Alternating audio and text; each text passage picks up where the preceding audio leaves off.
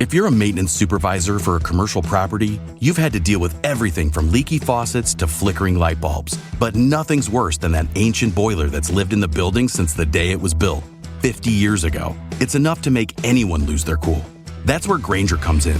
With industrial-grade products and dependable fast delivery, Grainger can help with any challenge, from worn-out components to everyday necessities. Call, click Grainger.com, or just stop by. Grainger, for the ones who get it done. The following podcast is brought to you exclusively by the Rad Rob Radio Network. On this week's edition of Straight Up 5 with Johnny Petraglia Jr., we welcome 2024 World Series of Bowling Scorpion Championship winner Matt Russo to the show. We are super excited to speak with Matt, talk about how his World Series went, and get his thoughts on his 2024 season. We'll also have the Imbecile of the Week. Get ready for it. Straight Up 5 starts now. So that brings us to JPJ typing in the chat. We appreciate it. Very proud of you guys. Straight Up 5. Thanks, man. We appreciate it. We love that. We love that. It's a legend. I've seen Straight Up 5. It's a cool little podcast they got going on there. I love that. This is PBA champion Kyle Troop. Hey y'all, Jacob Ledger here. Jeff Riggles here from 11thframe.com. Hey guys, Chuck Ritchie here, formerly of Bowl TV. Hey guys, this is Ryan Schaefer of track staff at Valley Bowling Center in Waverly, New York. And you're listening to Straight Up 5 with Johnny Petraglia Jr. Yo, the boys from Straight Up 5, Rad Rob, Dr Ocho, and of course JP Jr. Pick it out. Fear the fro, baby. Welcome to Straight Up 5 with Johnny Petraglia Jr. A hard-hitting, in-depth, cutting-edge look into the world of bowling. This podcast will not only cover all things bowling, but will also give you a raw look into real-life issues. You'll get unfettered access into the mind of one of the most gifted bowlers of this or any other generation. Strike, and they claim it. Similarly does it. So without further ado, let's introduce you to the hosts of the show. Rad Rob, Rob Francois. Rad Rob, Rob Francois. Dr Ocho. Dr Ocho.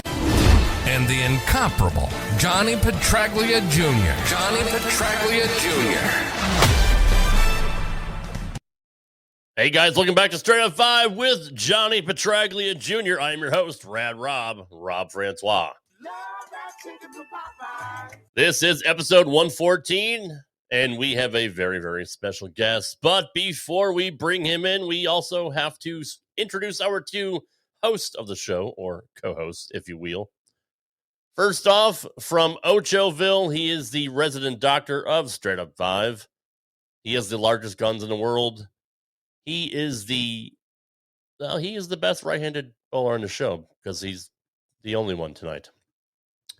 Here he is, everyone's favorite. Well, not everyone's, just Nicole and Bear and a couple other people. Dr. Ocho, what's going on? Oh, you have a new mask tonight. Everyone's favorite. It's fine. You can say it how it is.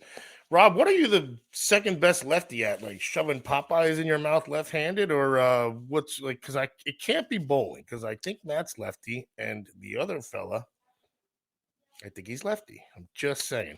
Or is there something that? Look. I didn't specify. You're right. I didn't specify what I was the best. If I was specifying shoving my face with Popeyes, then yes, I would be the absolute greatest lefty of all time. You do eat right-handed, though, don't you? I can be ambidextrous. I'm sure that goes without saying. But do you eat right-handed normally? Like not normally, abnormally. You use the fork in life at one point. Who uses a fork and not shovel it like a back? 2024, bro. Nobody uses forks anymore. Just saying. I mean, no, that's right. We had to go plastic style from terrorists. California hates plastic. All right, let's bring in our second co-host. He is the man with the name of the marquee. He is the one that everyone came. Well, no, actually, everybody probably can't hear. Oh, stop already! Christ Almighty, these are terrible. He is the sexiest man in the world, straight out of New Jersey, from the Petraglia homestead. It is the wonderful, the amazing, the talented, the ever popular Johnny Petraglia Jr. What's going on, JP, brother? Every single week, you make me feel a little bit better about myself in just each a little one. bit. And right after you just get demolished by Ocho, which makes it even better. So, per usual, absolutely. Just to separate the gap a little bit. And JP with his Schmedium shirt. It's not fucking not a Schmedium, dude. I'm trying to. You saw me last week. You know I'm getting larger. I didn't see shit. I didn't see nothing. I don't know what you're talking about. My mask was all. I had new mask on. I didn't know what you're talking about. Johnny, did you see Georgie for a sweet ass haircut this week? No, it's what I'm growing this beard. So okay, at least matches what's going on up top. But I thought maybe he touched it up for you. As I'm almost 40, my hair doesn't grow quite as fast. So the carpets match the pubes is what they want to know, I guess. Oh, we are landscaped. Oh if boy, you move me, we can throw that in there. Yeah. If we're still sponsored. Well, we're off the rails already. I don't even know if we're sponsored anymore. I just keep using the name. They don't give us any money, so I just figured, what the fuck? So we're not getting any money. I think that's a great, indication that maybe we're not doing. I brokered a great deal. Don't worry. Man, okay. Smooth it over. We have hold on real quick, because now sure. The actual show rolling here.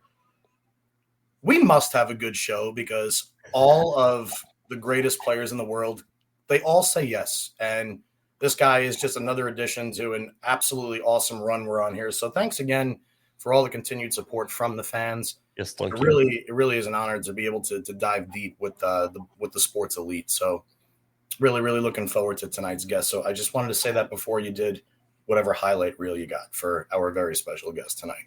Nico, enjoy your dinner, brother. Crambone is in the house. What's up, Crambone? We got Ricky Smith here. Cheers, Ricky. Ricky is a fan of the Ocho. Well, there's three. Get out of here. Do a poll, Rob. Who's more of a fan of Dr. Ocho or kind of agree with what he says here. Ocho's becoming Mr. Roboto. Yeah. Slowly but surely, nonetheless. Nico came here for Matt Russo. See, that's what I thought. That's what I thought. Bear obviously came here for Ocho. Always. Dan Babcock's in the house. What's going on? Dan Young. What's going on, Stan? Elmo's favorite fan. Yes, that's amazing. Michael Jones is here. Moselle Henry. What's going on, Mo? Stangman's here. Stephen Engel. Bowling with Diallo. Thanks, gotta go to Moselle. Looks like we got a lot of Matt Russo. We do have a lot of. Well, I mean, there's plenty of Matt Russo fans, I'm sure. But before we bring Matt Russo in, Patrick Dombrowski's in the house too. What's going on? Good to see you, brother. Good to have you here. All right, we're going to play a special highlight package from Matt Russo. So it's our customary thing as we do here when we welcome a new guest. You said package. That's awesome. Do it. Here we go.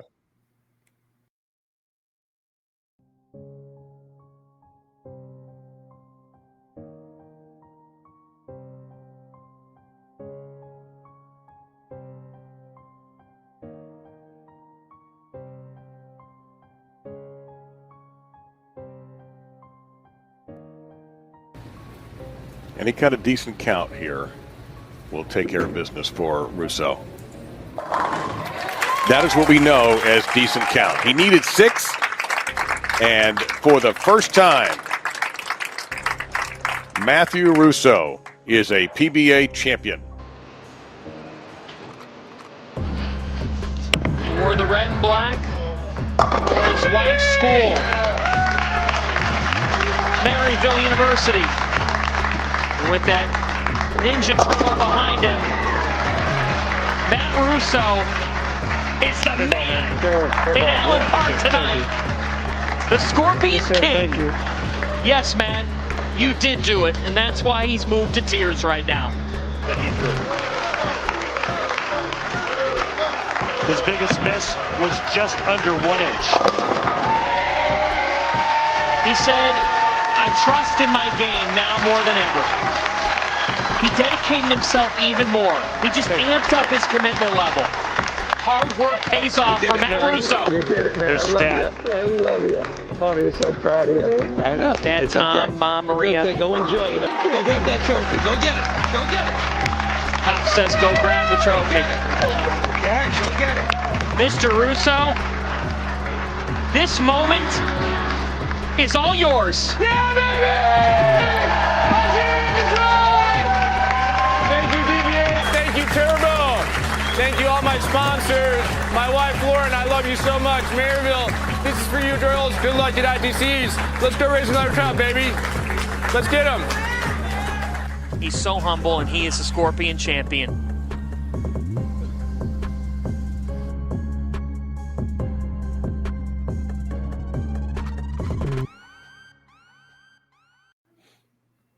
Please welcome Matt Russo. Good evening, Matt. Thank you, sir, for being here. It's good to see you. Absolutely. What's going on, guys? Thanks for having me. This is going to be a lot of fun. By the way, you're the 2021. You're the rookie of the year. I don't know why I put player of the year. You're going to be player of the year one day. I appreciate it. You gave me player of the year already. Rob is bowling Nostradamus here, but he's also a dummy. But he also writes all the episodes for The Simpsons, which means he's projecting something. Totally, 100%. Simpsons did it. Here it is, player of the year. Well, Matt, thanks for being here, brother. I know you have a busy weekend coming up here. You're going to be in the PBA playoffs. Bowling Jesper Svensson. Looking forward to the lefty-lefty matchup. Have you bowled Jesper in the past? Do you have his number? Does he have your number? We always ask our guests if they have any kind of a crutch, but it's going to be a good matchup either way.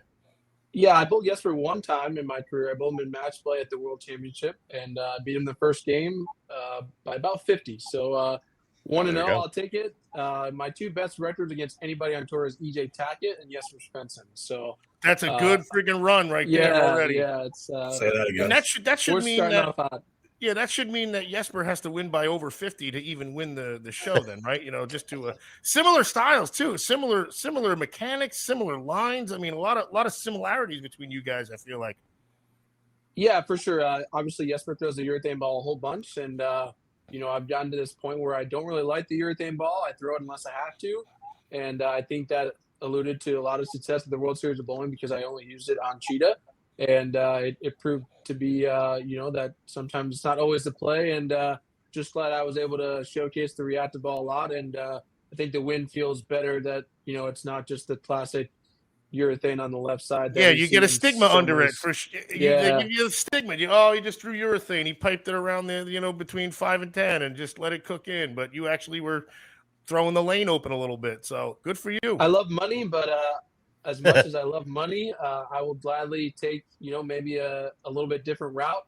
Just trust my game, my ability, and it paid out really well. So definitely looking forward to being in the playoffs and then get to watch the wife compete for some titles. Nice. Matt, back when I came back to Jersey from Vegas last August, I had run into you at Rev Rates over at Howell Lanes. And you were out on the lanes. I don't even know if you remember this. You were throwing a blue messenger. I don't even know how long you were in town for. But the reason I even thought about the blue messenger is because Troy just popped up in the chat, and I know that he loved that ball when it first came out. But my question for you, actually, before I get to the question, congratulations on an absolutely impressive season. It was a pleasure to watch you this season and kick some ass in the playoffs, leaving for Seattle, you said tomorrow, right? So we'll get to that eventually. But my question to you is during that time, you were experimenting with, I believe around that time, taking your thumb out of the ball. And what we did see this year on tour was there were minimal weeks that the lefties had it. And there were a lot of weeks that it was a major, major, major struggle to even cash on the left side of the lane. But you seem to stay pretty steady Eddie all year. And what made you take your thumb out? And do you think that is the thing that absolutely changed your success rate on tour this year?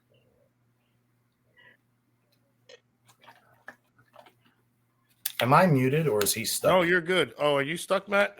I think Matt might be stuck. I see him moving. I see him moving too, but we'll get him back here. Well, at least I'll let him know that. Thank you. He may have lost a little. I appreciate that very much. There we go. It's my connection for some reason. All right, we might be okay now. You got the best freeze frame right now. Like, here we go. We're catching up. All right, here it is. We're catching up. We'll get him here. In the meantime, hi guys. You're good. You're good, Matt. I think he's good here and there. Let him check on it for a minute. So in the meantime, until he comes back. Well, JP, honestly, what you were going to talk about, I know, because did you notice, JP, like Matt's rev rate can go from 320 to friggin' 490 whenever he wants to. You know what I mean? So like, well, unless that's what you were trying to grab at, or did I just blow that shit up? You guys had mentioned the urethane bowling balls. In case you guys haven't noticed this year, there's been weeks where everybody can actually use urethane on the left and the right side of the lane, throw it straight, hook it, doesn't matter. And the lefties, let's talk about our good friend Jacob Buttriff. Prime example, right? He can no longer throw the perp daddy, the purple hammer. Jesper can no longer throw a pitch black. These are guys that are pretty much reliant on those bowling balls. Yeah. Most of bowlers, say like a Matt, say like a Packy Hanrahan. I'll even throw Kevin Williams in that bunch. But they seem to have figured out something where the other lefties are having a little bit of a hard time transitioning. And I think, aside from taking his thumb out of the ball, because Matt's got a little bit slower, softer ball speed and a little bit more gentle rev rate and uses more of the lane naturally, I think we'll ask him when we get him back here, but I think that may be one of the things attributing to his success. Matt, real quick, when he asked that, you had to dump out, and I threw in that it seems like you can alter your rev rate. Like you can throw it 320 or you can throw it 490, given the condition. And I wasn't trying to blow up his spot, but I was almost trying to piggyback what he was saying about your adaptability between the urethane, between what So go ahead, man. It's your world. You take it. Yeah, sorry guys, I don't know what happened. I touch all of your questions. I heard. Obviously, this season has been something I've only dreamt of as at the players. I need to kind of figure out, what I wanted to do here, and decided I was going to take the ball right before. Said no better than probably the hardest tournament to win, and I mean, that's pretty funny too, right there. Shots, for the last couple of years, and I figured, let's give it a try, and yeah, it's been an incredible run the last. But to me, I felt like with my thumb, I was really good with urethane, and then I felt like once I took it out, it expanded my range so much more. As far as my ball speed went up, rev rate went up a little bit. Kind of able to do more with the bowling ball, as far as rolling it easier, just throwing it harder, being able to kind of shape it better with more consistent ball speed. So it just opened up the range, and I've always been comfortable with the reactive ball. Obviously, Johnny, growing up on the Northeast, we had to stand in the right gutter for most of the time with the reactive balls. So I think that kind of gives me an advantage, being able to be comfortable going right and getting in a different part of the lane than some of the other guys, just don't normally see. So, and once I get comfortable, it's just about making shots. And I just got matched up, and the biggest thing for me is the confidence. And once I took my thumb out, the confidence was mega high, and I started seeing success early. And I just said, well, let's just keep working at it. And here we are, another title and later. So it's been an incredible run. And now it's almost expected. Like, seriously, it's almost expected because you're at the top tier. That's it. You climbed. You're there. And so we always say the cream rises to the top. And we root for these guys in the PTQs. We root for these guys. These good bowlers. But now you've just jumped up and you're like, well, I'm here. And Matt, what you just said there was what I added while we were reestablishing your connection. I had said where. A good friend of mine is somebody, say, like a Jacob Buttriff, and watching guys like him or, say, Jesper, who were pretty reliant on specific balls, whether it be a perp daddy or a pitch black. You seem to, I think this year, the reason you were the most consistent, especially on the left, is because of that fact that you're able to use more of the bowling lane naturally without having to overpower it. You can if you need to, but that's why I kind of said, like, you and Packy, even guys like a Kevin Williams, the guys that actually use a little bit more of the lane and are able to manipulate bowling balls to create the motion they're looking for, at least from an outsider's perspective, watching it, it was extremely, extremely impressive to watch. And do you find, I guess the question that I'll tack onto this is, do you find that with the elimination and now the harder surfaced urethane balls, do you see the lanes transitioning differently? as compared to what they were doing? Yeah, I it's hard because like I was so locked into the urethane ball for so many years because, I really was limited to what I could do, right? My ball speed was slow and I always had to circle it. I could never get my angle straight enough. But I really think with, the harder urethane balls, the lanes are hooking earlier because we have to use more surface, right? So we're jamming the ball into the lane sooner. So we're tearing that front up pretty quick, and then we're going to go ahead and make them tighter down the lane. So that's where I really think the reactive ball comes into play because you're using all of that hold down the lane and really able to keep your angles straighter because your ball's not hooking early. And I think the lane is transitioning different because we're using more surface because the urethane balls don't hook as much, right? So the angles are straighter. Sometimes they're actually better, right? Because you're not circling the urethane. So you're actually able to all kind of create a spot down the lane to where there's hold, and then you just throw it into the hold. And really, for the last 30 games of the World Series bowling, I just threw it into hold for 29 of them, because everybody was throwing urethane. So to me, it was like, perfect. What ball goes through the pins? How slow do I want to throw it? And where do I put my feet? And just matched up with the right pieces. And, we got some good weeks out of it. Hey, you absolutely did. It was, like I said earlier, extremely impressive to watch. We were talking, right, Rob, did you have a question before I keep spitting here? No, go ahead. I mean, I do, but go ahead, John. Go ahead and take your idea because I can save my questions. I don't want to overload too quick like I always fucking do. Right. You were pretty locked in during the Scorpion, Matt. Is there just, we ask this with a lot of our guests on the show, do you just have that feeling where, you're in practice, you're seeing a lane better than you had before, and you're thinking to yourself, I'm gonna fucking nail this week. Like I'm locked in. They don't have a fucking chance. Yeah, the World Series was different, right? So I've always said to myself, if I've had a really good practice session, my tournament goes terrible because they're always different, right? They always either hook earlier or they're a little bit tighter or they hook more. They're just a little bit different. So for me, it kind of started off really good at the World Series of Bowling practice session, and I said I need to stop bowling. Like I was just trying to get a look. I knew from the beginning in the practice session I was not going to throw urethane only on cheetah. I just had a feeling. I watched other guys try and throw urethane, and it was crisscross, and it was not very good. During the practice session on Scorpion, I was like, man, my ball strikes a lot. Like this could be a good week. It could be a good run at it. I was a little nervous because cheetah was first, and I've never bowled good enough on cheetah to where I'd always bowl my way out of the World Championship early because cheetah was so high scoring. I'd be behind by so many, and then I just could never catch up. Right. So to start off really good on cheetah, I missed a cut by a few, but I was like, it's a good start, way better than the last couple of years, and I was really confident on Scorpion. But I actually never threw any of the balls I threw in practice session on the Scorpion pattern. I went ahead and drilled a couple balls. Yeah, I threw a Scorpion low flare on the pattern during the practice session, and I was like, this is going to be the one. We're going to go with this guy, and hopefully it's going to match up.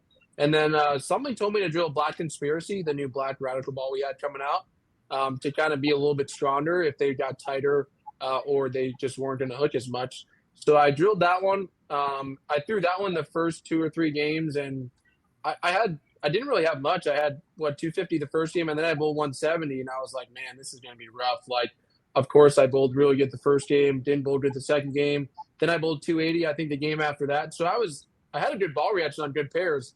So we got done, and I bowled next to Justin Knowles. And Justin Knowles is a guy who generally likes to throw urethane a little bit, but he actually threw an Extreme Envy that looked really good. And I said to Dino, one of our reps, I said, I'm going to drill that ball. I said, I don't care if it's not going to work. I don't care. Here's my $40, whatever, we'll try it. So pretty much in a pretty strong layout for me, just pretty simple 4.5-inch pin, nothing too crazy. And that night I went out, had 260 over with 300.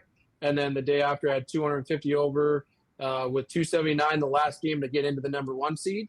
And then we came out with this new trap cipher. And I was like, man, I want to drill that one. And I drilled that ball during the break and bowled EJ and threw that one for the last 6, I believe, to get onto the show. But yeah, Scorpion to me was the one where I feel like I probably had the best chance to win a title I was the most comfortable. I was able to move across the lane, and my ball reaction was getting better. And I really hit some really good pairs. A lot of the pairs I hit had urethane right down the middle, and I used it as hold. We had plenty of hook, and just kept it very simple.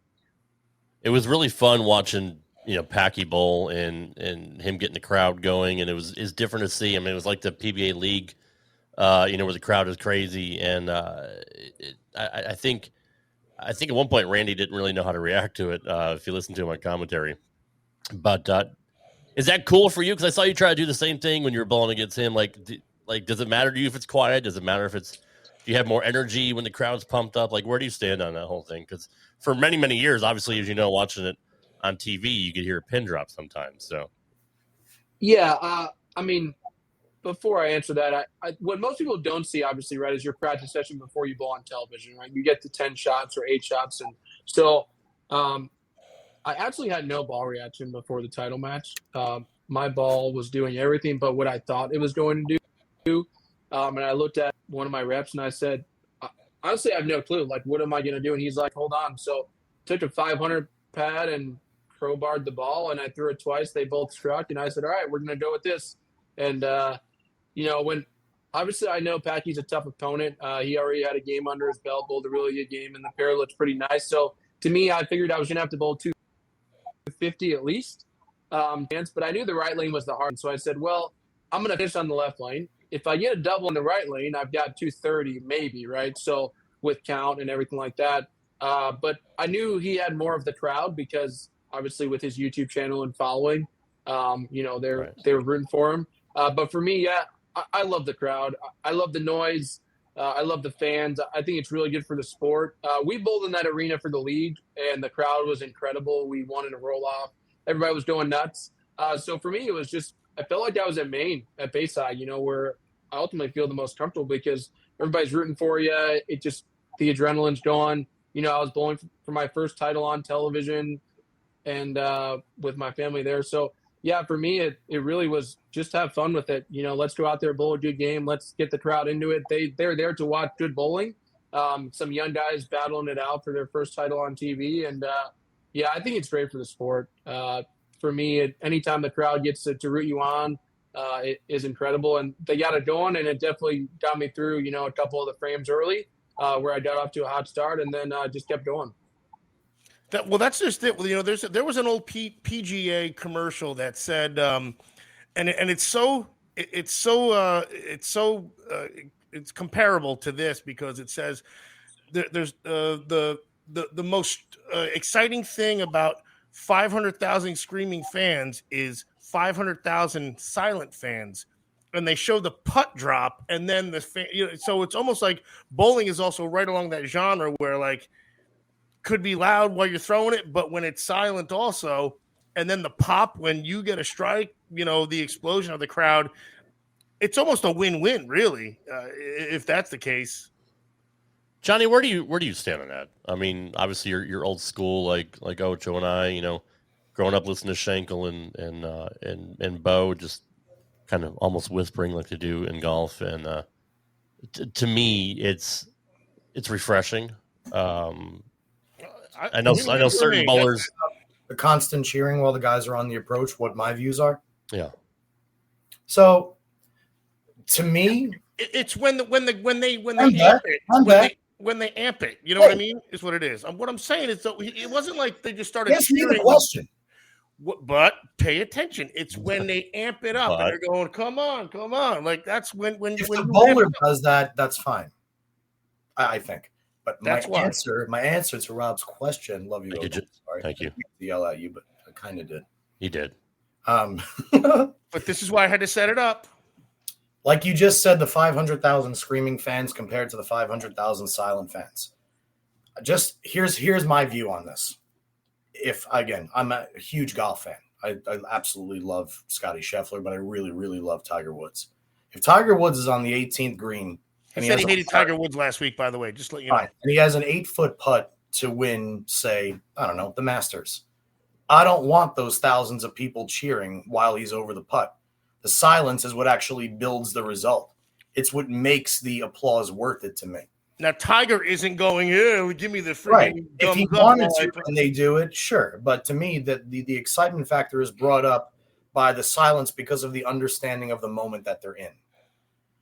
Making an entire crowd of people cheer while somebody is aiming in a bowling alley, I don't agree or disagree with it. I understand trying different things to grow the sport, but we tried this once before in I want to say the late 90s, maybe even into the early 2000s when there was the flop between ABC. They were on CBS instead for a little while. And they tried it, and it eventually died out. And over time, you could hear the fans in the crowd get slightly a little bit more like, okay, we got to less enthusiastic, like we're trying to do this for you almost. Like even think about a baseball stadium. Opening day, the first 2 innings, say at Yankee Stadium or at Citi Field. The first 2 innings of opening day. Earthquake shattering. Earthquake shattering. By the 4th inning, everything starts to die down. People are getting tired of cheering, knowing that they're going to have to cheer for an hour and a half when something is not quite happening. It's not, we're not cheering on the 3-2 like pitch out and the guy walk and keep cheering. So I'm more in favor of allowing the guys to I prefer waiting until the ball crosses the foul line to start the cheering in the crowd, unless the bowler, like Happy Gilmore did, says, let's make a little noise here, something stupid like that. That's my view. That's stupid. No, it's no stupid. By the way, Chris Mancilla is here, and good for him. Good run, Chris. He lost to Marvin one time. I saw it. I lose to Marvin every Wednesday. Nobody. You never lose to Marvin ever. I do have to say, I do have to probably say thank you to Mancilla, Walter McKnight, Casey Krutz, the guys who funded my youth career. King of the Hills on Sunday nights. I bowled against some of the best in the sport in the East Coast. Matt O'Grady, Anthony Pepe, John Fury. Johnny, I think you bowled a couple yourself. So I got so much experience bowling against guys who I've looked up to my entire, bowling life essentially. And, to just, think about when I was bowling those things that one day I could do this on television and win titles, it was just an incredible thing. So those tournaments by far taught me so much in my career. And, I got to run a tournament with Joe Pomp, and Guy carried me to the end New Year's Day. So, thanks, Pomp. Good hearing from you, man. Hope you're doing well. And when you turn 50, call me, brother. We'll get a tournament run together. Yeah, just don't call us on your days off, Pomp, because I actually want the sun to come out. So and when we're on a house shot and you need a 50-year-old, who's your guy? Oh, that's by the way, you. JP. Oh, all right. Well, Matt, before this is the question I wanted to ask you, because I actually talked to your dad about this on Monday night. I'm watching the World Championship, which, by the way, hell of a showing there too. And I'm watching, I want to say in the middle of game 2, I can't remember which lefty it was in game 2, but I'm sitting there, and I was actually sitting on the couch with my mother, and I said, I can't believe that he's not trying something other than urethane. It's not like they're bowling. There was like a 240 or 250 bowl. Like these guys are bailing out 190s and 2-0s. And I'm sitting there, and I actually said to her, I said, if Matt bowls the best game of his life right now, I don't know if he can win because of how much the rest of the left side absolutely, excuse my French, fucking destroyed that pattern. And nobody ever even tried a resin ball.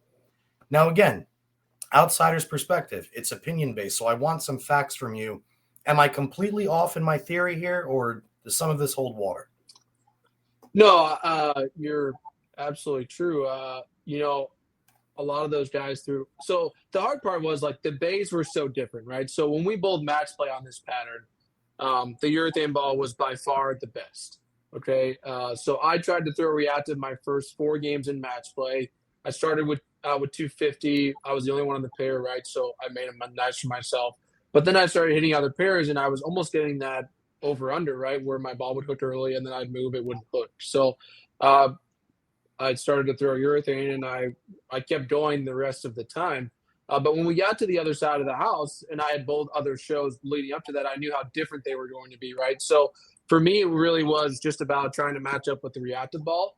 The problem is all the guys started through 17 with the urethane ball. So there's really nowhere to go for those guys because they hooked early. You keep moving. The ball doesn't want to hook down the lane because it's urethane. Right. If I bowl one match sooner, the title match was 4 guys, I probably win. My ball reaction was incredible before Jesper bowled. I agree. Nothing against Jesper, nothing against any of the guys on the show. I think the reactive ball was better, truthfully. I think the score speaks for itself and what I had that week. But yeah, my ball reaction was incredible, and then Jesper bowled the whole game, and I actually thought he was going to try reactive. I think he tried it too late, but I thought he was going to try it. But yeah, they got super tight down the lane. The match goes by really quick. I threw 2 really good shots with the 2 7-pins, and then I tried to, ball change from there and make it work. But I felt like I bowled a much better game in the World Championship final than I did for the Scorpion title, and 1 win and 1 second. But yeah, to me, they're too much urethane is ultimately what did it in for us on that side of the lane. Well, I don't know if you can hear it, but when they cut to when the guys like you and whoever goes to talk to their rep, even the reps, the things that they were telling them, I'm listening to, I believe it was Mike Wolf and Timmy Mack. We want to make him try and throw the ball a little bit higher. We want to loft it. We want to there was never even a thought from anybody. That's why I'm sitting here on the couch and I'm like, am I just going nuts? Or they just really not want these guys to throw resin right now. And not one shot. I flat out it stole my heart for the entire 2 hours of the show. I'm like, why is somebody just not trying this beauty? That beauty right there. God, that's so sexy. High vibe. All right. Yeah, I'm done. Yeah. I'm done. A lot of the guys, Ocho, that's probably somebody you hang out with at night, but true story. A lot of the guys just don't get lined up with it. And really it's almost kind of live or die by the urethane. But I know they can all do it, right? Like Graham throws reactive plenty, and I know Jesper can throw reactive as well. So it's almost a tough call. What are you trying to, how good are you trying to bowl? And bowling EJ is a totally different animal because you really don't have time to figure it out, right? So let's just say you're uncomfortable with reactive on that pattern and you haven't thrown it all week. Are you expecting your 8 shots to go really good with reactive? And then you're like, yeah, let me just do it against one of the best in the world. Or do you go with what you got? Hopefully you get some hits. And, to me, if Jesper carries a couple 7-pins, I think he wins the match, right? And then it's 2 lefties bowling for the title. But, yeah, I mean, I bowled a really good 195 or whatever, and just couldn't get my ball to do the right you didn't even thing, miss your line at all. You were right on target it's one of those nights where you hit the pocket, hit the pocket. Considering how well he bowled on the Scorpion, he just said that he bowled better on that shot. No, that just goes to show you guys, even that little strike track thing said it. It wasn't like that thing was lying. He wasn't off at all. It just goes to show you the importance of having emotion, having a reaction.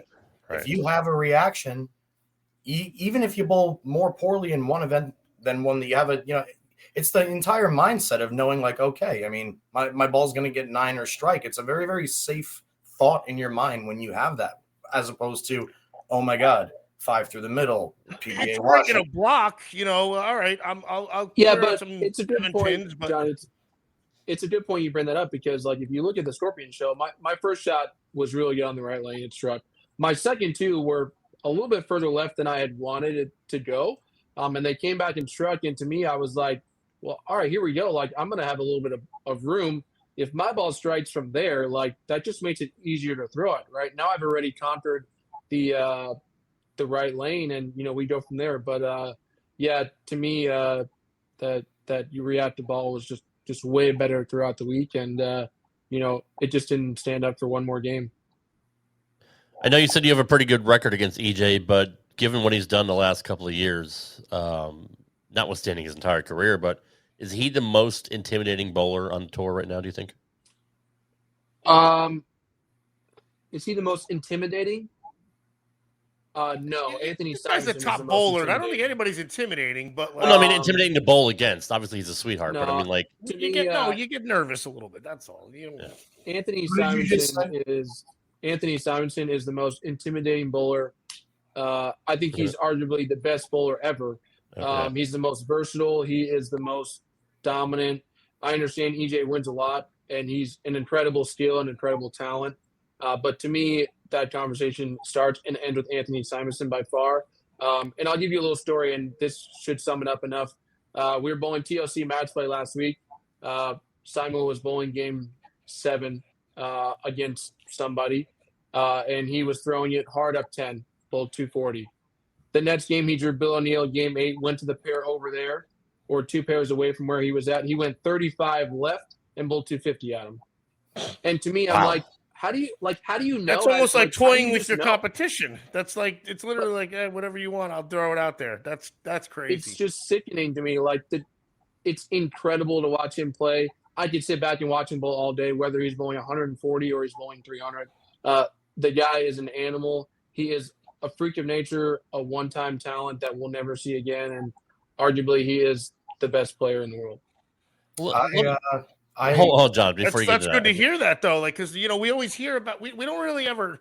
No one ever says it. No one, because everybody's so good that we talk to. Like, nobody ever blatantly says it either. That's the other thing. So, like, we have Belmo with his titles and EJ and they have great years, but nobody flat out just speaks some serious facts like that ever. So, another thing on Straight Up 5. Let me just try to maybe put yourself in his shoes, Matt, during, from the scenario that you watched. Do you think he had to move because that's what the lane dictated, or was he just fucking around saying, I'm going to see what my ball does? He said, how did he even know? How did he know to move that far? You're just jumping a pair. Like, I want to see how my ball reacts to this. To me, it's just a guy who knows what he just knows what he's doing. He knows kind of, he can do it's just he can do that on the fly. Because I honestly think both would have worked, right? Obviously, you're bowling good no matter what. But,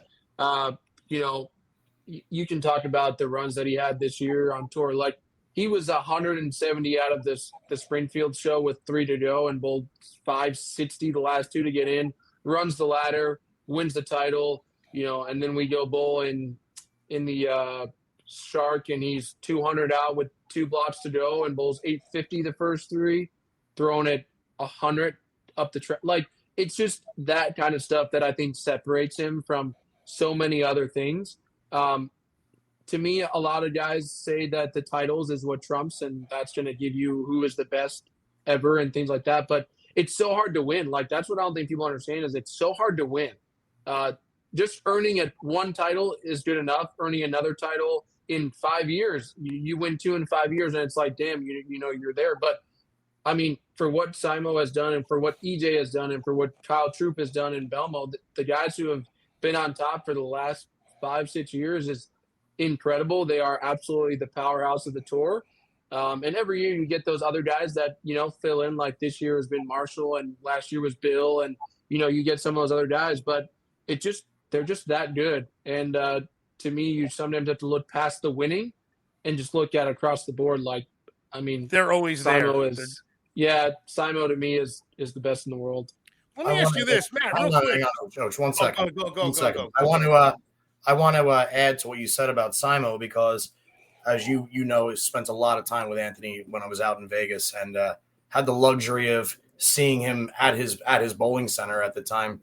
And there's 2 things that stick out to me about Anthony, and I'm glad you brought it up compared to EJ, because I'm going to be putting my 10 cents here, because we're talking about 2 of the greatest that have ever walked the planet.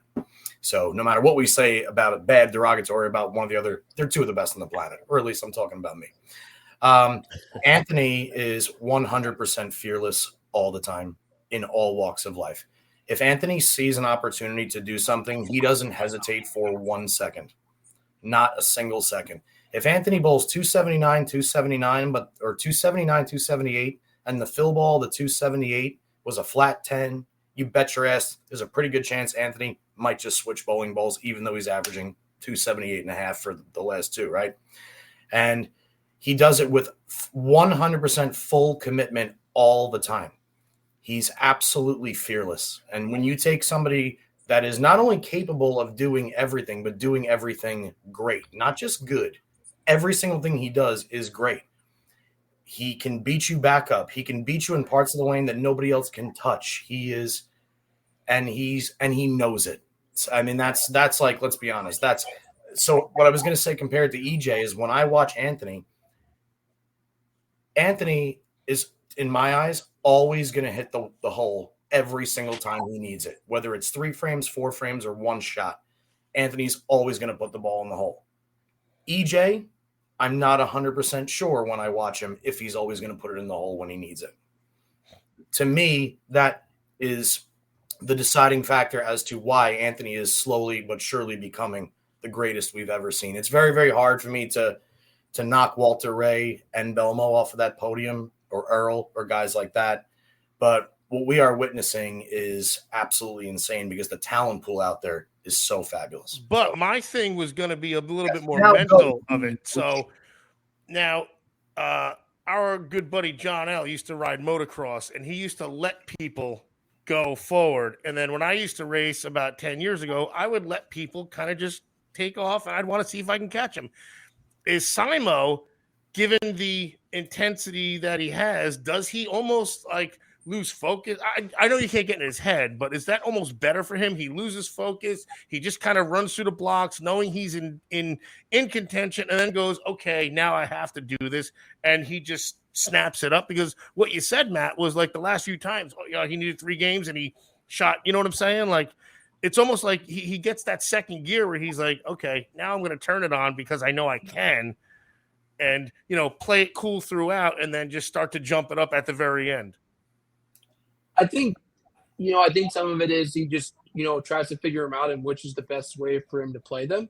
The other thing I think it is when he sees it, well, I think there's no stopping him, right? He attacks, so it's a right mixture there. of, how do I want to play him, right? Like, they're so different than practice. What are the guys doing on the right? What balls match up, everything like that. And then after that, it's, I got the look that I'm looking for, and let me go out there and make, fantastic shots. I will say the 2 shots he threw against Marshall in the 10 to win the TOC were identical. The second one looked maybe 1.5 inch further left than the last one. But for a guy to ace them at a major like that, when it looked like he had nothing, speaks volumes. He did it against Norm at the Masters. He did it against Belmo when he won the Players. He did it at the TOC against Marshall. I mean, to me, there's no question. It's really hard to say, who, because anybody can be the best at any time. But if you talk about the Mount Rushmore of bowling right now, currently in the sport, in this age, Troop, EJ, Simo, and Belmo are there 100% of the time, no questions. Wins or not, those guys are the greats of this generation. Well said. Badass. And now you got another generation to shoot for. So, what do you think of the young kids we saw last couple of weeks? Dio Bernard and Eric Jones. Looks like the future of the sport, especially we're Team Hammer right now, and Team Brunswick is great question. Rob. Is looking pretty good. Yeah, somebody asked me that question actually right after Eric won the first show to get into the second round of the World Championship, and I looked at the guy and I said, Eric Jones can bowl. He can flat out strike. The dude has an incredible ball roll. He's at about 550 at the bottom. Young kid, still learning. Obviously, it's hard to learn. And the crazy thing, he's only been bowling since like 20, maybe 15. It hasn't been very long, right? He's just an animal. He sees that his ball strikes a bunch. The rev rate obviously gives him that much wider of a pocket. And he's got really good ball roll. And for me, it's just mentally about, how can he hold himself up? And he's getting a lot of experience early, which I think's helped him get more confident. And Dio's just a young kid. He bowled incredible the whole show. He had really good ball reaction. He's a young kid. I don't think he realizes how good he can be yet because he is so young. But, his first, second year out here really full time, and he's got a title, and, he's going to be exempt for a long time. But those 2 guys are definitely going to be that next generation of kids who are trying to make it. Dio's been bowling out here for a little bit, and Eric Jones has been bowling regional since he was about 15, and they both won so early. So they're in that Southwest region, Texas, Oklahoma area where those guys are really good, where you bowl Simo and you bowl Barnes and you bowl Stu Williams and Maldy, and that talent down there is really good. So for them to get that exposure early, to come out on tour when when they had it. To me, everybody asked me, like being on the left side of the lane, how do you do it? And I think Johnny said this before with how inconsistent it is. I always tell everybody, when you have it, you have to win or make a show. You can't just make it because you're not going to make any money. And we absolutely had it at the World Series. That was the best I'd ever seen it my 4 or 5 years on tour. Yeah. And those guys took advantage of it, and that's really what you have to do. And, they're learning, they're young, they're incredible talents. And I think the future is very bright for the two of them. And they're not only chill, but I mean, they're composed at the same time. Like, I mean, there's a lot of maturity to those two young guys. I mean, that it's just, and I asked Johnny this last week, like, it seems like the younger generation now are a lot different than your generation and Johnny and mine and Ocho's generation, is where nothing really phases them, right? It's like ice water. It's like they're just laid back and chill, like, whatever, dude. I'm just gonna go out there and bowl my game and not get rattled or anything like that. Like, it's pretty remarkable, like, to see both of those guys just show such composure. Yeah, like everybody, not everybody, but I'd say a vast majority of people get so nervous bowling on television. And you got to think of it like this, right? Like, there's all these lights, there's a crowd, it's broadcasted in front of millions of people, right? Like, the spotlight's on you only, so there's really no way to, like, kind of fix the mistakes. But I will say that the biggest thing that helps is the PBA lead. I think that's the biggest thing for a player if they've never bowled on television before, is you get thrown into Bayside where it's people screaming at you every shot. It's just everything is so much grander of a stage. To me, it's like the WrestleMania of bowling. It's just that much bigger with the crowds and the arena. So if you have any experience there, going out to bowl on television singly is way easier. Now, Dio and Eric have never done that, but they're just young guys who aren't afraid, who believe in their ability, and they're confident. And it looked like to me Dio was bowling practice session for Friday Night Lead, where he was just getting up there and throwing it, and his ball struck a bunch, and he ended up winning. So they're just two really good young talents. That hammer 78U is the black hammer, man. That's doing pretty well for these guys. Do you think the tide is turning a little bit this year? Because we're seeing the brands of Brunswick have really, really good success, especially in the last couple of months, where it's typically been dominated by Storm. The future looks pretty good for the Brunswick brands. What are you seeing out there? Yeah, I think for the longest time, obviously, Storm has had that leg up on tour with not only having the best players, but their bowling balls were obviously maybe a little bit better. And I've been with Brunswick for the last couple of years, but the conversation is so hard because I don't really say that there's bowling balls that are better than others. I think there's bowling balls that are good across all of the brands. I think the versatility of the ball is really what does it. So for me, I think the Brunswick balls are more versatile across the lane. I think we've got plenty of pieces to where our guys match up quicker. And our urethane ball is better by far. I don't think there's a question to that. Right. It speaks for just the longevity on the lane and how long we're able to use it, and just the guys throwing it. The reactive pieces are fantastic. We developed a cover called HA22, which I think changed the game. Another step in the version of reactive. And it not only does it help when you make at least 48 balls a year, but it also helps when you've got some of the best balls coming out ever. I think this hammer effect is changing the game again. They did it once with the purple hammer. You can't match it. And now you're doing it with a 4-color ball that runs over the 9 or 8 pin every single time it goes down the lane. So for me, they're finding ways to change the game. They're really in being the top brand. And it just goes to show this year of all as we have winning and making shows and how good our bowling balls are. It just helps the guys who are good better, right? Because you're adding an important piece to the arsenal. For me, I think these bowling balls are some of the best I've seen. So it's nice to be able to be backed by, a company who, it takes pride in making very, very solid equipment for not only the lead bowlers, but for the guys on tour, right? Because obviously the lead bowlers buy the balls, but the guys on tour sell them on television. So I think when you look at it that way, a company who does produce bowling balls for both ends of the spectrum allows for just greater competition. That's a hell of an endorsement, Johnny, for the brands of Brunswick. We need to put that on a commercial. No, really, that could be on a T-shirt. Without one, there isn't the other. To use. that was legit speechless. I have Call the art department. That was perfect. T-shirts made up. That was perfect. Johnny, obviously you agree with that, but I mean, not being biased, but I mean, he's right. I mean, they're on a hell of a run right now. With every point more accurately. Yeah. I have nothing to add. Nothing can add. Right. That was good. Oh, we can bitch. By the way, that's just the chicken. Just wanted you to. Johnny, I will say, and I don't know, and you probably do know this, obviously living in Jersey now, but the first phone call I received was from your father when I won on Scorpion. And to me, that was probably one of the coolest moments of my life. For most people watching, may not know the story of, how I grew up and where I grew up in the same center as you and your dad and Parker. And just over the years got, really close. And, I looked up to them more than anything. So to be able to share the night at the Hall of Fame dinner to watch your dad win that award was truly an honor. But to have him call me is probably one of the greatest moments of my life.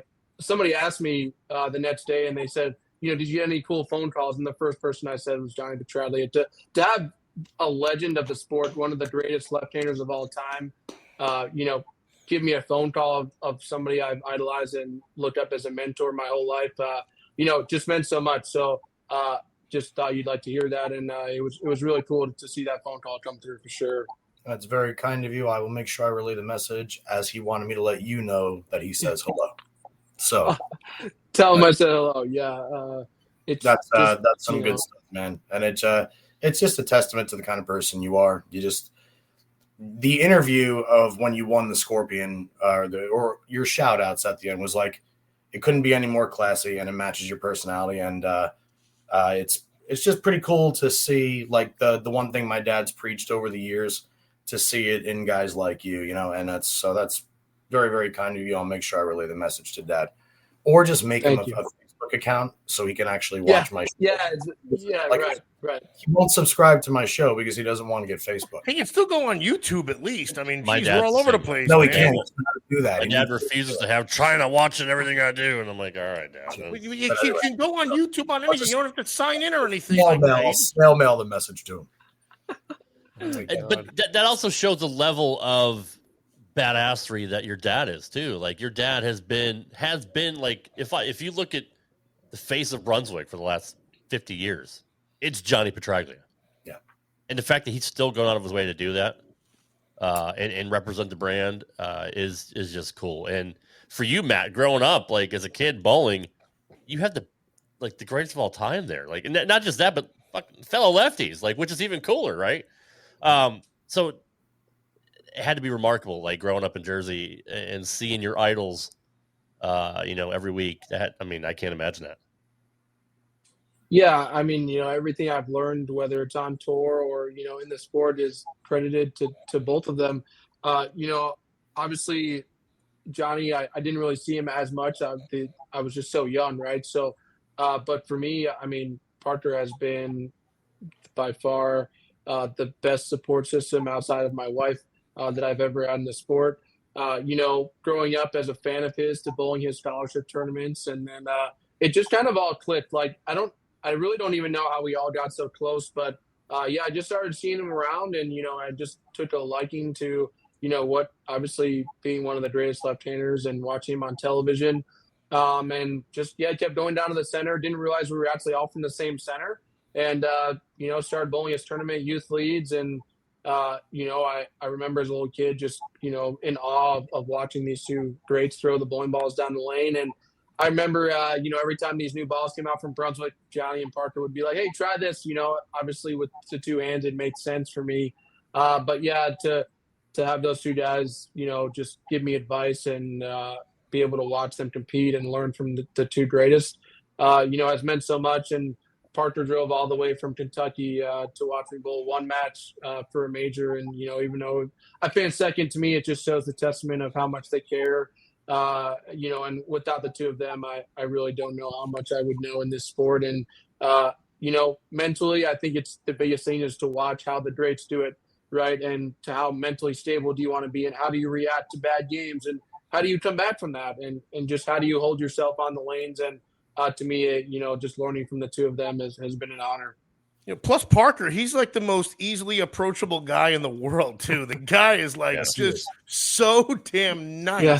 He's so freaking nice. Wants to know how you're doing, how's everything. And he's so secretly funny. Yeah, unintentionally. Yes, he's hilarious. Unintentionally. But does he? I don't even know if he means it though. I don't know. I think he does. He knows exactly. He does. Yeah, he knows it.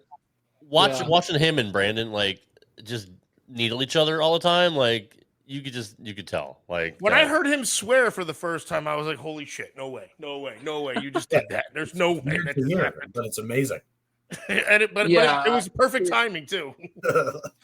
It's cool to see them outside the bowling everyday lifestyle, right? Like, I've grown up with Brandon and Justin, so we've traveled, and they came to my wedding, and to be able to just hang out outside of a bowling center where you just be, not that you can't be normal, but it's just like you can do stuff that you don't want to do in front of the fans because it's not that it's any different, but it's like we can actually just have fun. And it's not bowling for once. And be a human being. Yeah, you can be normal, right? So, like, right. It's funny. Like today, my wife and I are driving here to Minnesota, and we get out at the gas station, and some guy recognized me in the gas station. I'm in the middle of Iowa, and I'm like, "How does to me, it's just like crazy. It's almost unexpected. Not that I always want that, but I'm like." That's like the only person in Iowa that bowls is Tom Hess. So how does this guy do it? There's bowling in Iowa. Like it's just cool, and it's been a that's actually pretty funny though. That's actually pretty fun because it's like you think about it, you're just with your wife, you're going to a gas station, grab a pair of freaking hot fries, handicap hot fries, and oh my god, I was buying donuts. At the counter, and the guy was like, awesome. he was like, where are you going to next? And I didn't turn around because I was like, there's definitely not for me, right? There's like 3 other people in the store. So then he walked up closer and he's like, where are you going to next? And I turned around and I was like, I'm going to go to the playoffs in Washington. And, so I had assumed it was just for me. And he was like, yeah, it's cool to see you in person. Great to see you, and good luck. I'll be watching on Sunday. And I was like, all right, and he walked out and that was the end of it. So, just buying some donuts. That's awesome. That's another shirt for the art department. There's bowling in Iowa. Mm-hmm. Yeah. Absolutely. Ocho, who are you sending pictures to, bro? I'm not sending anything. What are you talking about? Texting Mike Ormsby. No. Fair enough. The greatest signs ever. The greatest sign man ever. The greatest sign man ever. Yeah, Mike and I have a great relationship. So the greatest signs in the sport. It's definitely funny. Johnny, do you know about the Goose story? Have you heard? Did you watch the Players Show last year? Continue. When I went the show. So it says I'm right here. Yeah. So I hate to say I had to text him to get in the chat. The 2-5 count show, the back-to-back. No, this is the year at Carolier when I bowled Bill O'Neill. And we had the Goose in the crowd. You had the Goose in the yes. Now you said Goose. Yeah, Goose. Yeah, the Goose. Hey, Mike, what's up, man? So, Mike and I, when we were kids, we decided we wanted to find this goose on some guy's property, and we put it in the back of his truck, and he kept it in his closet for however long, and we just, growing up, just kept joking about the goose. So when I made the show, he was like, "What if I bring the goose?" And I was like, "Yeah, let's do it." So he brought the goose, and they were asking me, a story about the goose, and it just turned into a really cool thing. And then we decided to make some cool signs. So it started with the goose and turned into a whole bunch of other stuff. This is the first time we've had criminal activity on Straight Up 5. This is how we make money. Look, criminal. This is how we make money. Mike Ormsby writes the signs. We put them on T-shirts. We merch everything. Like maybe try reactive. But with his face on it. Mike, do you lift, bro? Like, what the frick happened? By Mike Ormsby. Come on. Brandon's ears must have been burning because he's in the chat now. What's going on, Brandon? What up, D? We were just talking about you, but okay. Now there's 4 more lefties that are better than me on the show. Matt brings all the lefties to the yard. What else? I get it. Our guest here, Rob. Bowling with the Fef has a question here. What's going on, Fef? Another great bowling show as well. Knowing what you know from producing, hosting, the talk, are we, and I'm lumping myself in with these guys, doing a good job of not only creating content consistently, but keeping it fresh? I guess that's for you, Mr. Johnny? What? Or is Matt? I'm sorry. No, Matt, that's for me. I used to host. Wow, you can tell I'm up to date on everything. I'm sorry. That's my bad. No, I used to host a show called The Talk. It was something I started during COVID. It was to talk to different college coaches about programs and kind of get them out there. Just kind of get people more aware of college bowling. And, I did it for a couple of weeks, and then I just stopped getting answers from coaches. So Gary Brown was actually my last guest. So Gary Brown always says that he shut down my show because he works for USBC. I think all these shows are fantastic. I mean, there's so many ways you can go about bringing different things to bowling. I don't think there's enough of it, truthfully. I think bowling is taken so seriously. So to be able to kind of get a different look at the professionals and what you see on television, and guys like Johnny Jr. with his dad and his career and Johnny's career, and there's just so much more to it than just a guy throwing a bowling ball. So I really think a lot of this stuff is really good, and I think it's really cool to kind of get to know the players and just be natural about it. I mean, we love the house bowling too. I mean, seeing Packy and Kevin, those guys in their element is kind of fun. I mean, watching Belmo just behind the scenes, like you're talking about. Brad and Kyle, they all do great jobs. One of the greatest of all time. Watching Belmo just chat in the car about like how shitty he bowls, and just seeing him be real about it. You know what I mean? It's just technology has come so far. I wish we could have had this back in the day. I would love to hear what Pete Weber would have thought about one of his fucking bad games. Maybe not. Maybe it wouldn't have been conducive to. Would have been perfect situation. Yeah, you would have blew a line and been like, "Oh man, that was." I already forgot about it. But and what if he didn't do all that shit? He might not have been the bowler he was. So I totally agree. So many freaking avenues around that. It's a good point. That's a really good point. Everybody gets to that right part in their brain a certain way. I could never, ever be as calm and composed as Matt is, as hard as I try. Ever. My heart rate goes up when I know I'm close to what I want, I know my tendencies. And it's different, I'm assuming, for Ocho. I'm assuming it's different for you. Everybody has their own mechanism to get themselves in the right frame of mind to complete whatever test they're doing. I love rock. I love rock music. They're gonna say I love Rob. I love you too. Like hard music, like Slipknot.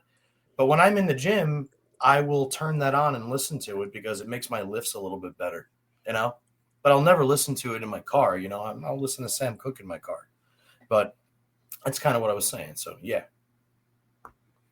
Well, just to piggyback off of that, Matt, I know we got to let you go here soon as we're getting here past the hour. But we talked about Eric and Dio being composed and all that. Like, how are you going on TV? Like, are there butterflies? Are you nervous? Or are you just like, I'm just going to bowl my game and I'm not worried about it? Like, what's your mindset when you go on TV days? Yeah, the first couple of shows I ever made, right, I was, obviously nervous as heck, like not really sure what to expect. Bowling against guys who are phenomenal and trying to win, and then we started bowling the PBA league, and to me that's really all the comfortable comes from is bowling in Maine the last couple of years, being on television and in that team atmosphere in front of that crowd just makes it that much easier. So one of my goals this year, obviously every time I made television, was just be more calm, be more confident, and I really think just taking my thumb out just made me more confident as a player to where I can just go out there and bowl a good game. To me this year, there was no pressure. There was no, worry. I was just going to go out there as a free year and let my game take it where it goes. But I always want to bowl well on television, and sometimes the score doesn't always show how well you execute. But for me, to me, it's just I just have fun. I enjoy it as much as I can. I love the crowd. I love bowling in front of my family, and I just love to enjoy it. If I enjoy it, I have a good time, and I bowl a good game. Winning or losing to me comes second. Obviously, we want to win and we want the titles, but I just love to showcase my ability on television and enjoy it as much as I can. But with that respect, though, the wins are going to come actually because you're still making the best shots. You're bowling your best game. You got beat by somebody who either bowled a better game or got better carry. So no shame on your shoulder. Right. So every time you show up, you're still making the throw. If anything, that just means there's more going to come. You mentioned the WrestleMania bowling earlier. Are you a wrestling fan, Matt? Yeah, huge. When I was a kid growing up, I was a I still watch it here and there, but yeah, huge Undertaker fan. I watched all the documentaries during COVID. I subscribed to the WWE Network. Yeah, I'm definitely. I don't watch it, every Monday or Friday like SmackDown and stuff, but I try and watch the pay-per-views when they come out and just catch up a little bit here and there. But I for surely do follow it. John Cena, Undertaker were two of my greatest growing up. So yeah, nice. Definitely a wrestling fan for sure. That's pretty cool. Yeah, I am too. So not to put you on the spot here, but as you go, you're bowling Jesper Svensson in the playoffs coming up here. Can you cut a quick promo on Jesper? Do Ultimate Warrior style. Because Mike Val gave me an Ultimate Warrior doll like freaking 20 years ago. The Iceman, Jesper, guys to the greatest with urethane, super powerful strike ball. Got, a ton of it at the bottom. Just a really chill, calm, collected guy. And definitely he's very hard to beat. So, I'm excited to be in the playoffs and be in the postseason for the PBA. And, we get one game, and I'm just excited to be there. Win or lose, to me, another chance on television to be in this group of this field is a win in itself. And, this season has been nothing but amazing. A dream week at the World Series Bowling. To have another title and, just another opportunity to showcase my skill is another win for me. So just really excited and looking forward to it. If you want to see Matt Russo, that's it, man. That's all. That's fine. Round 2, the round of 12 is May 5th, this Sunday at noon Eastern on Fox Sports 1 on FS1. We got Zach Wilkins against David Boo Kroll. We got Belmo going against the play-in winner. We got Matt against Jesper, and we got Kyle Tripp against Chris Vi this Sunday, May 5th at noon Eastern on FS1. Johnny, anything for Matt as we wrap it up here with him? You were an awesome guest. It was an absolute pleasure having you here tonight, and looking forward to seeing you when I see you, and best of luck on your continued awesome journey that you're on, brother, and absolute pleasure having you. Thank you, guys. This has been a lot of fun. I really appreciate, getting to do something a little different with, it's just very natural. So, Johnny, obviously I'd love to see you soon when I get back to Jersey, and, appreciate you reaching out, and, to Ocho as well. And, just thanks everybody for reaching out. Absolutely, brother. You got it, Matt. Best of luck, brother. You and Lauren. Thank you, guys. Appreciate it. Good talking to you. And, feel free anytime. Thanks, guys. Go get him, buddy. Go get him. We're pulling for you, man. Take care, buddy. Thank you. All right, Mr. Petraglia. Always a great show. We're going to get to the Imbecile Week here in a second, but just follow-up thoughts about our interview tonight. He is such a special person. He's brilliant. He's so knowledgeable, and he's constantly speaking truths based off of facts, and he does it in such a polite, calm demeanor. It's very soothing to talk to him. That's to me. That's pretty cool, and it reflects on his bowling on the lanes. I was telling JP earlier that Matt's not going to remember this because my mask was totally different back then. But a bunch of years ago, there was a tournament, and I was going to bowl in it because I just wanted to win a tournament, which I could have. I can do whatever the fuck I want. And long pattern, super long. I can't throw the Ocho stroke. I can't throw it between my the 3 and the 10 board. Keep the chicken going, man. I love it. What the hell is that? Just keep going, man. I want to hear it, man. I want to see it. I want visualization and attack. Visualize and attack. You want to see my cock? Visualize and attack. That is handsome. So, another. We're trying to give stroke to the host, to the guest here, and you guys are freaking blowing up the spot, man. What a bunch of amateurs! Holy cripes! What is this? Amateur hour. Sorry, Ocho, finish your thought. I'm really, really, really listening now. So good. What were you saying? No. So anyway, what was I saying? I'm really, really listening now. What were you saying? You fruity ass. I'm not playing this anymore. This is terrible. We were going to give Matt Russo big props. Go and give him the props then, man. Go ahead. What are you waiting for? So what they did was they put the pattern out the weekend before.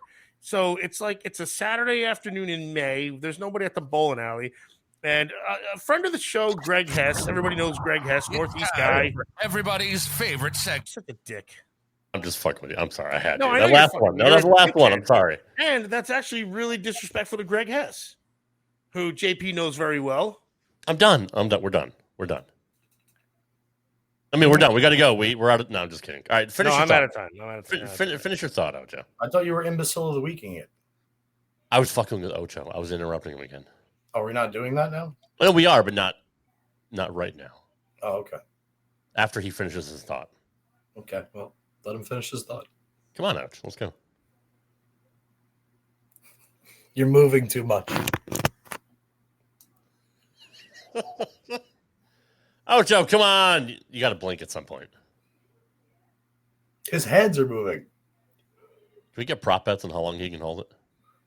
All right, well, while he's holding it, let's introduce the imbecile of the week.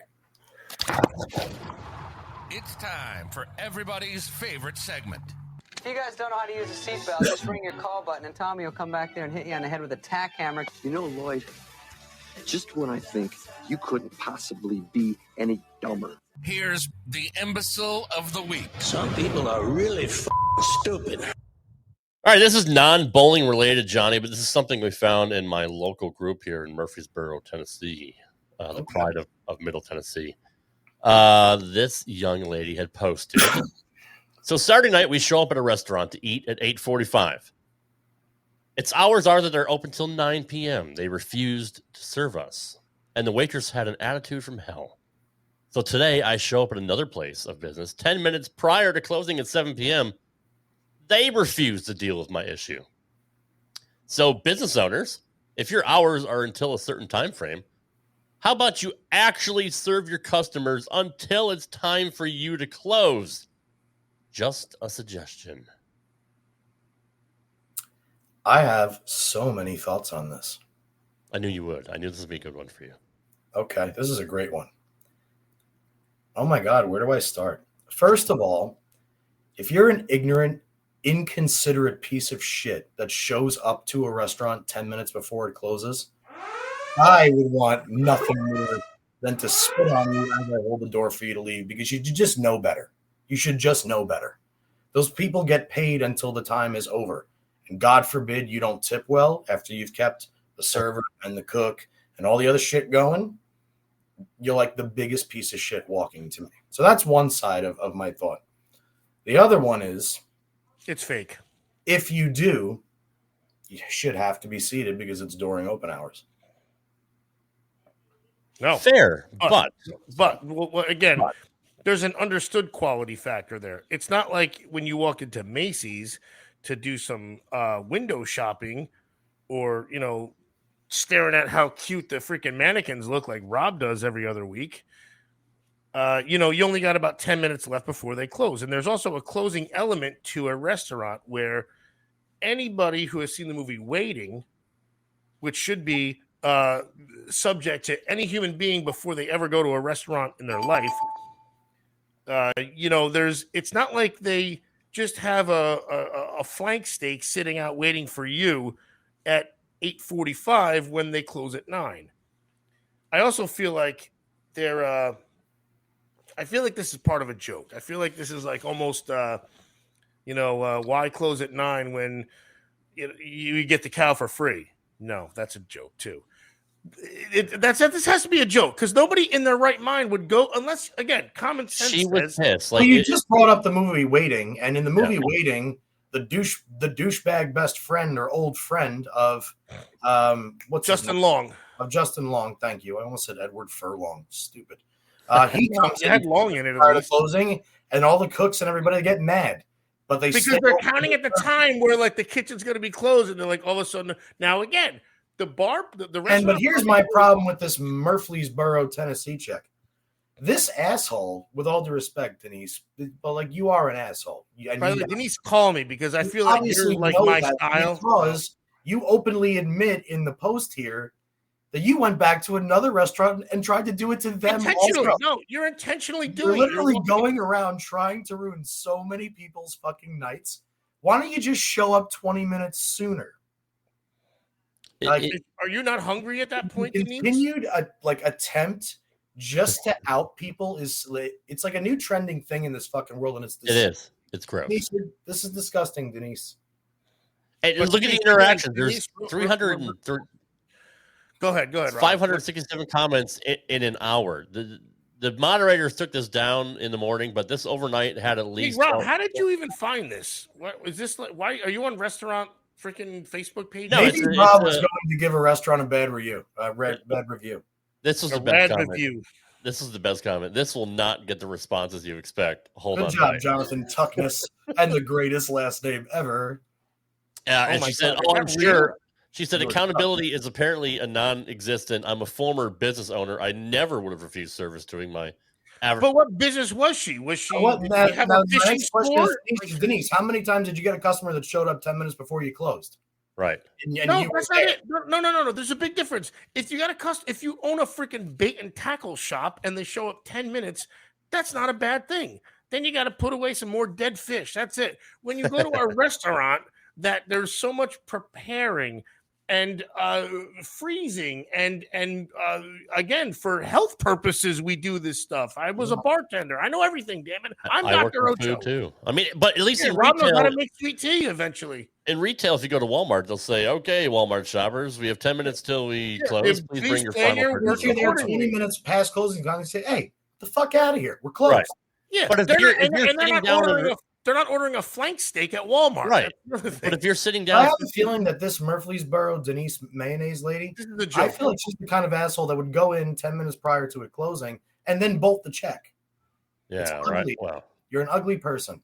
Yes, Denise, you are. I mean, again, Denise, call me because I think we could straighten some things out. And you're right up my alley. Straight up 5.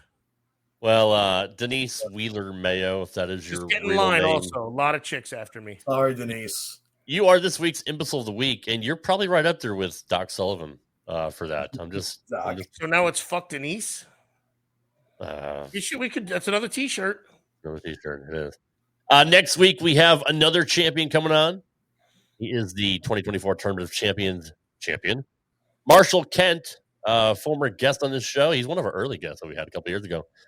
When Johnny was still in Vegas, Marshall will be plus 200 dump guest. That's how he should be referred to as. Even though he's and Ocho, since you brought up just about every single show since we've had him on, ask him how his routines are going.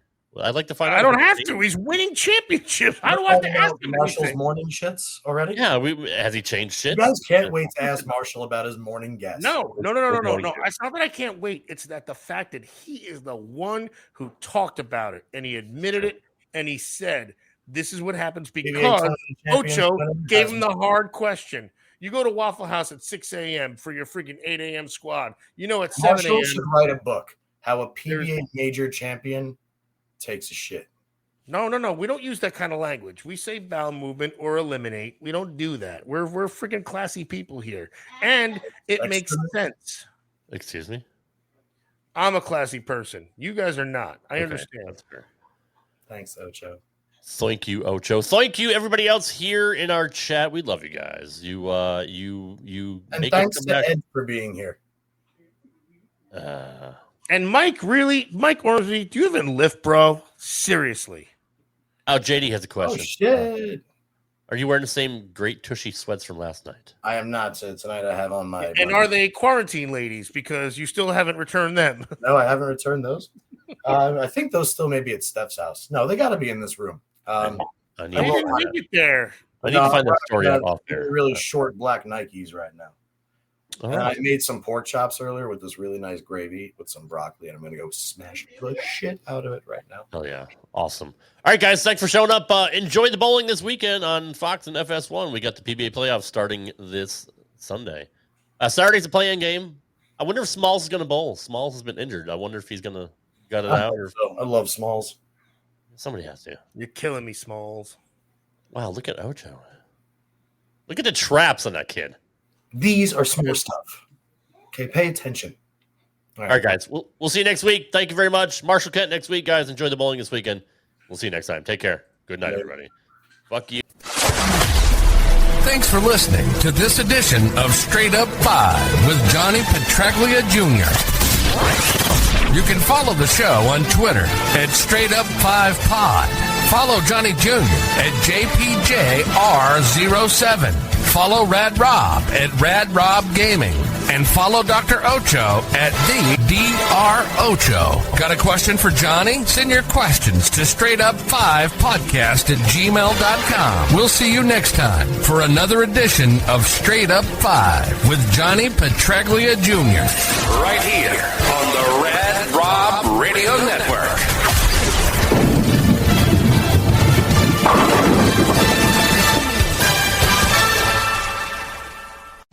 If you're a maintenance supervisor for a commercial property, you've had to deal with everything from leaky faucets to flickering light bulbs. But nothing's worse than that ancient boiler that's lived in the building since the day it was built, 50 years ago. It's enough to make anyone lose their cool. That's where Grainger comes in. With industrial-grade products and dependable fast delivery, Grainger can help with any challenge, from worn-out components to everyday necessities. Call, click Grainger.com, or just stop by. Grainger, for the ones who get it done.